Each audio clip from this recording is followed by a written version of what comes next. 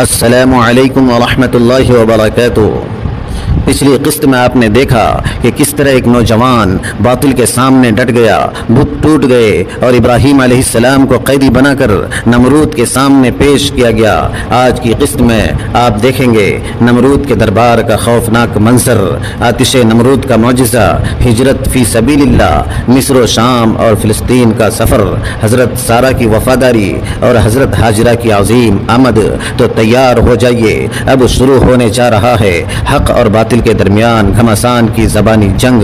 बाबुल का शाही महल खामोश लेकिन खौफ से भरा हुआ, मशालें जल रही थीं, सिपाही नेज़े उठाए खड़े थे और तख्त पर बैठा था वो शख्स जो खुद को खुदा कहता था, नमरूद। अचानक पूरा दरबार खामोश था।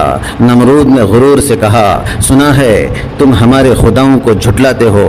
इब्राहीम अलैहिस्सलाम